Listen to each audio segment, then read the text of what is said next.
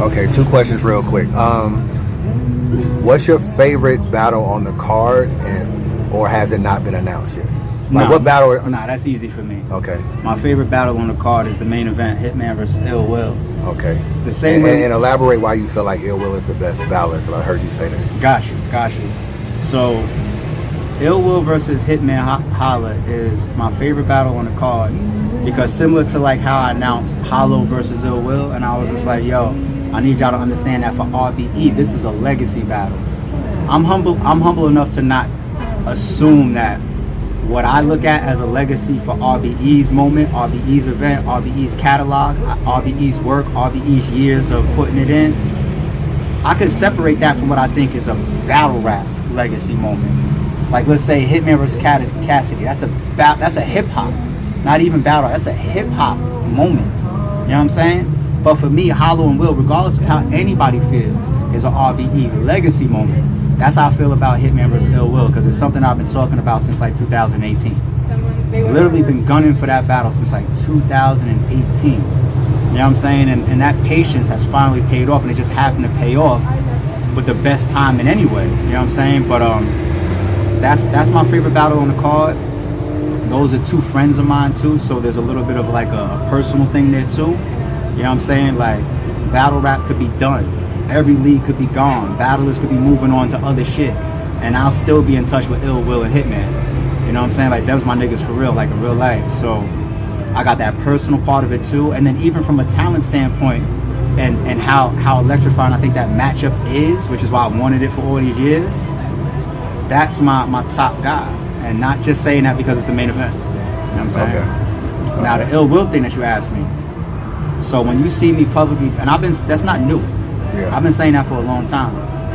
Like, if you force me to pick one battle rapper, the reason why I go with Ill Will is because I feel like if I was a general, or if I was a king, and I needed a warrior to walk into war with, no matter what battles, you know what I'm saying, I'm walking into, I could walk in with Ill Will. If I'm walking into a freestyle battle, if I'm walking into an aggressive believability battle, a performance battle, a bar for bar battle, a comedic battle, a charismatic battle, anything. Any type of battle that's on the floor, that's going down on the lands, I could walk in with Ill Will. I ain't the type of nigga you fold your arms and roll your eyes at. I'm the type of nigga that'll fold you up and roll your eyes back. Nigga, this gun will shut the fuck up. Like my cousin Geronda won't beat shit down your leg. Put that adrenaline to the side. Like my sister Kia won't shoot you in the mouth and then get in the ride. Like my homegirl won't round up her team and tell them bitches to slide. This'll be one time you don't want me to get in touch with my feminine side. I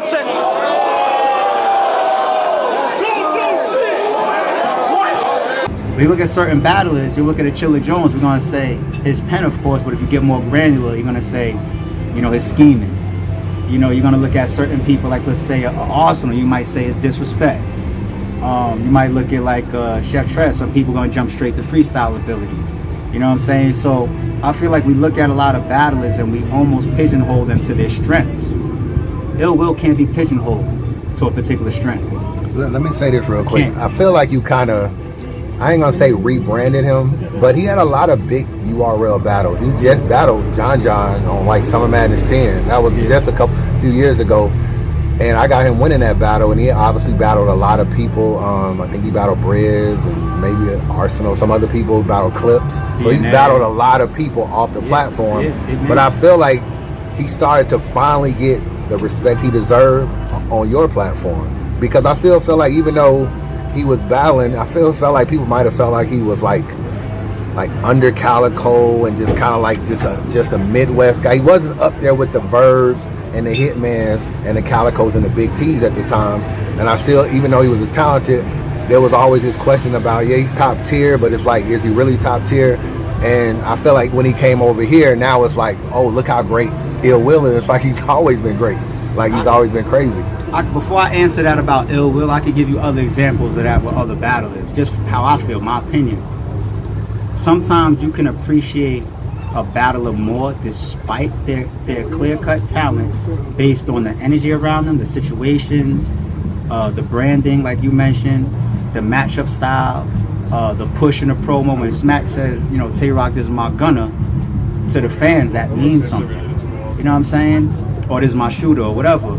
Like for me, Loso, I appreciated Loso from a branding or like, I don't know, like Loso to me like kind of got lost in the mix once he got into URL. Now he's done a lot of great things in URL, but I feel like people like talking about Loso as like, oh, he's like top 5 on the scene or top this or whatever and this type of contention when he was kind of like on bullpen. Yeah. You know what I'm saying? Like sometimes being in the big C isn't that helpful. You know what I'm saying? I mentioned this in a blog about how much I felt Av coming over to battle Big K could re-energize how fans look at him, because one, you do promo, so even when battlers don't want a promo, you still force them to, and you still do interviews and catch up with them and do these StreamYard.